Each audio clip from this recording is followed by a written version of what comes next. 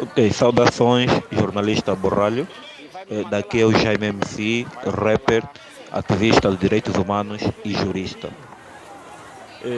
Concernente à situação que ocorreu ontem, foi um dia completamente agitado por parte da sociedade civil. Isto porque, se por um lado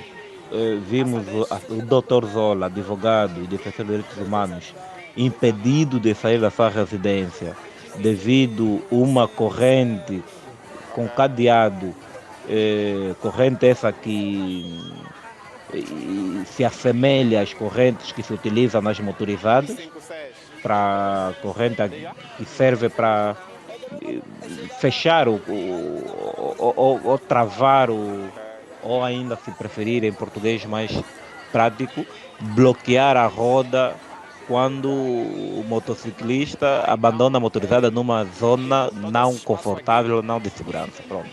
Foi esta corrente que foi usada para bloquear a porta do advogado Zola Bambi. Não se sabe ao certo o horário que se colocou, mas presumivelmente foi às madrugadas. E só no período no normal de sair de casa do doutor para o trabalho é que se apercebeu que não poderia sair de casa porque a porta estava completamente bloqueada. No entanto, a situação do Dr. Zola ocorreu nas madrugadas e arrastou-se até 12 horas, horário este que o Dr. Zola foi surpreendido por quatro agentes da polícia que cercaram a residência, pularam inclusive, e retiraram o Dr. Zola da residência e conduzido então até a terceira esquadra esta que está localizada no bairro Vila Alice, onde ficou detido até perto das 15 horas ou depois das 15 horas. No entanto, foi uma situação tanto enquanto abominável, isto porque existem procedimentos legais próprios, né, para intimar qualquer cidadão em situações do gênero e não encarcerá-lo, mantê-lo em cárcere privado dentro da residência e depois ser conduzido a uma esquadra sem uma explicação plausível e só no final do dia a polícia perceber que houve um mal-entendido e então, pronto, poderá ser liberto e ir para casa. Isto deixa-nos completamente preocupados e céticos porque de outra forma, havia a senhora Laurinda Gouveia, ativista cívica, e o seu marido, o Agostinho Alfredo, juntamente o seu filho Sankara, que pronto, foram, de certa forma, raptados também na via pública quando saíam de uma manifestação que tinha sido frustrada porque a Polícia Nacional não permitiu que essa manifestação saísse, conforme declarou a agente Esperança, que diz que os ativistas, que por sinal eram simplesmente quatro, aceitaram a ordem de dispersão da Polícia Nacional dada pela agente Esperança. E eles dispersaram-se e no decurso a Larinda Gouveia para atender o telefone e a polícia entendeu aquela paragem de tirar o telemóvel da mochila e fazer atendimento como desobediência, porque haviam lhes dado ordem de saírem dali, como se fosse crime parar nas imediações vá lá, da casa, esse espaço da casa é um supermercado, salvo melhor percepção, que fica depois de 40, 50 metros do Instituto Nacional da Luta contra o SIDA, né? Que quer o Instituto da Luta Nacional contra o SIDA, quer o espaço da casa, não são órgãos de soberania, pelo que se sabe também. Pronto, foram levados, conduzidos, dado a ordem de ser levado à esquadra. Esta ordem foi dada via rádio. Quem comunicou foi não sei qual é a denominação, mas é o responsável das operações de Luanda, que mandou então deter a Laurinda e ser levada a uma esquadra, a esquadra da Maianga, neste caso. No entanto, posto na esquadra, também nada mais lhe foi informado sobre a situação carcerária, o motivo da detenção e prevaleceram detidos ele, o marido e o bebê em esquadras separadas, né, onde a Laurinda foi levada foi levada para a esquadra da ilha e o marido então prevaleceu naquela esquadra e no dia seguinte, no período matinal, foram apresentados a DPIC, onde ficaram até 11 horas, né? E neste lapso de tempo todo não foram apresentados ao Ministério Público, o que é mau, porque tratava-se de um horário normal do expediente, que a função pública trabalha aquele horário, e pronto, nem foram apresentados ao Ministério Público e foram conduzidos então até ao Tribunal Dona Ana Joaquina, na 7ª secção dos crimes comuns, onde foram submetidos a um julgamento sumário que se baseou simplesmente no auto de notícia. Baseou-se num auto de notícia mal elaborado, que não continha elementos de prova e, pelo contrário, forjou-se provas como mensagens que a Laurinda trocou com algum pessoal que foi subtraído do seu telemóvel e também não constituía crime as mensagens que a Laurinda trocou com o pessoal, porque tratava-se, presumivelmente foi mensagem da Laurinda, até prova em contrário, mas não se provou de quem era o remetente, quem era o outro. Pronto, vai lá. É uma mensagem, só havia mensagem, mas não havia os autores, quem mandava e quem recebia. Sei que está correto. E o cartaz que continha, que fazia parte da outra acusação, ou dos autos, era um cartaz de folha A4, que nós temos na internet, onde havia o lema da marcha de solidariedade contra os 4 presos políticos mais anuente na área, que tinham sido condenados de forma injusta, na percepção dos ativistas que saíram às ruas naquele dia, que era um número de 4, simplesmente. No entanto, pronto, vale dizer que a Laurinda e o esposo foram, de certa forma, absolvidos pelos 2 crimes que pesavam contra eles, que era o crime de absolvição, que era o crime de desobediência à ordem, de dispersão de ajuntamento, isto previsto e punível pelo número 2 do artigo 300 do Código Penal, e o segundo crime era o crime de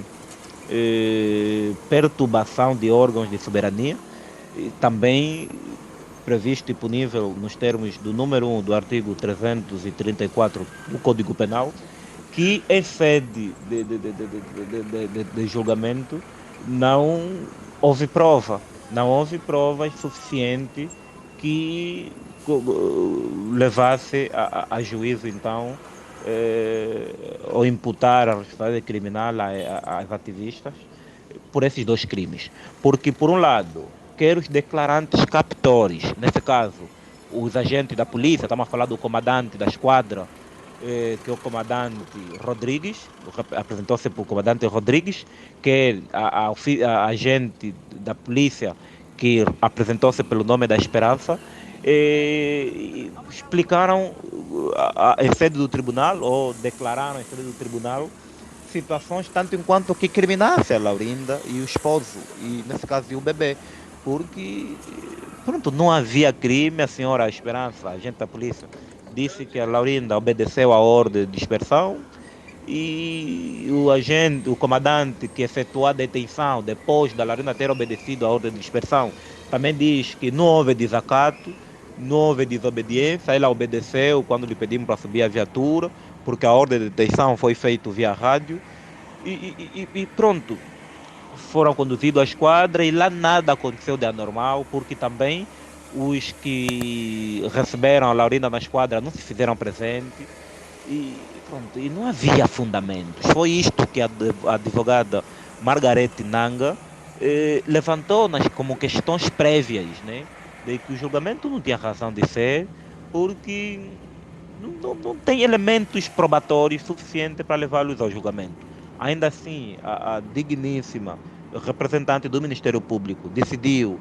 dar sequência com o julgamento e pronto. Depois também a digníssima apercebeu-se que não havia razão para tal, mas apercebeu-se muito tarde, não sei se é propositado, mas apercebeu-se muito tarde, porque o julgamento terminou por volta das 23 horas, né? O julgamento, eles foram levados ao Tribunal da Dona Joaquina por volta das 11 a 12 horas e só 23 horas que o julgamento terminou, depois da digníssima representante do Ministério Público ter se apercebido que não havia elementos nenhum contra os dois crimes que eram imputados. A digníssima pediu absolvição pelos dois crimes que tinham sido acusados. No entanto, a advogada Margarete Nanga também apresentou as suas razões, os seus fundamentos de razão, de facto e de direito, e o que se tinha que fazer por volta da juíza, em obediência àquilo que o Ministério Público e a advogada de defesa alegaram, era absolvição. E, neste caso, foram então absolvidos e foram postos em liberdade ontem, com um mandado de soltura provisório, dada a circunstância e a situação que nos encontrávamos, com a probabilidade de se dar o mandado de soltura definitivo, isto na segunda-feira. Então, vale dizer que o Dr. Zolabambi, por volta das 19 horas, depois de ter sido liberto pela polícia da terceira esquadra da Vila Alice, dirigiu-se então ao Tribunal da Dona Joaquina para, de certa forma, acompanhar o julgamento das ativistas, mesmo de forma tardia, mas esteve presente. E essa presença também ajudou bastante a acalmar aqueles presentes e, sobretudo, os arguidos que tinham sido imputados àquele crime e que estavam preocupados em sede do julgamento por saber que o advogado Zola Bambi esteve encarcerado ou detido durante aquele tempo todo. No entanto, o Dr. Zola Bambi fez, de certa forma, um trabalho significativo de direitos humanos ao torno disso, que ajudou, de certa forma, também, isso pode não ser relevante, mas levar o pessoal que esteve no tribunal em vários pontos de Luanda, onde residem, porque eram já 1 hora da manhã até que todo o pessoal saiu do tribunal e não havia táxi naquele perímetro. Foi então o Dr. Zola, que tinha sido vítima daquela situação nefasta, que se disponibilizou em levar o pessoal em vários pontos de Luanda. Isto significa que em vários municípios, mais de 4 municípios de Luanda. Foi este ato que marcou o ativismo angolano no dia 5 de janeiro de 2024, que temos a lamentar e a denunciar veementemente para com que atos do gênero então não voltam a se repetir. Porque disse Angola ser um Estado de direito e democrático, é necessário que o Estado de direito democrático seja pautado pela Constituição e a lei, e não pela vontade de um comandante ou de outro, conforme tem sido frequente, se assim posso dizer, ou de costume na nossa realidade. No entanto, muito obrigado e tenham dito, Jaime MC.